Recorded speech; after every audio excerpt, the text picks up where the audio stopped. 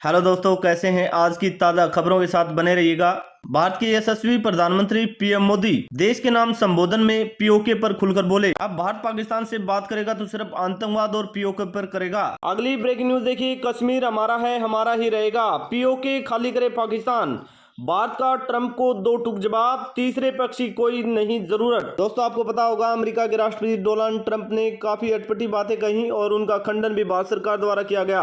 Donald Trump ने एक tweet किया, उसमें कहा, मैं दोनों देशों के साथ मिलकर यह देखने की कोशिश करूंगा कि क्या 1000 साल बाद कश्मीर मुद्दे का कोई हल निकाला जा सकता है। दोस्तों, आपको पता होगा अमेरिका के राष्ट्रपति डोनाल्ड ट्रंप की बातें सरासर गलत निकली। इसका भारत सरकार द्वारा खंडन भी किया गया।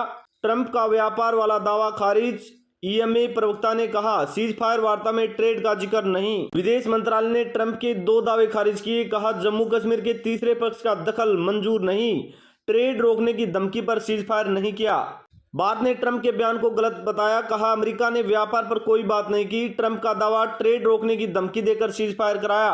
अगली ब्रेकिंग न्यूज विदेश मंत्रालय से। विदेश मंत्रालय ने ट्रंप के दो दावे खारिज किए। कहा, जम्मू कश्मीर पर तीसरे पक्ष का दखल मंजूर नहीं। कश्मीर हमारा है, हमारा ही रहेगा, पीओके खाली करे पाकिस्तान। भारत का ट्रंप को दो टूक जवाब, तीसरे पक्ष की कोई नहीं जरूरत। कश्मीर में हस्तक्षेप करने में बेताब अमेरिका। ट्रंप ने 12 घंटे में 2 बार उठाया मुद्दा। भारत ने स्पष्ट किया रुख। टीआरएफ और यूएन आतंकी संगठन के तौर पर लिस्टेड कराएंगे। प्रवक्ता रणधीर जायसवाल ने कहा, सिंधु जल संधि स्थगित रहेगी। हमने 7 बार ब्रेकिंग दी है, हमारे पास सबूत भी हैं। टीआरएफ को यूएनएससी में आतंकी संगठन के तौर पर लिस्टेड कराएं। पाकिस्तान हर जंग हारने के बाद ढोल बजाता रहता है। ऑपरेशन सिंदूर में कई जगहों को पाकिस्तान में बहुत बड़ा नुकसान हुआ। पाकिस्तान के प्रोजेक्ट को बहुत बड़ा नुकसान। हमारा टारगेट आतंकी इंफ्रास्ट्रक्चर थे। अगली ब्रेकिंग न्यूज देखिए, बीएसएफ जवान को छुड़ाने के लिए रक्षा मंत्रालय काम कर रहा है। बीएसएफ के कांस्टेबल बीके साहू 20 दिन से पाकिस्तान के कब्जे में हैं।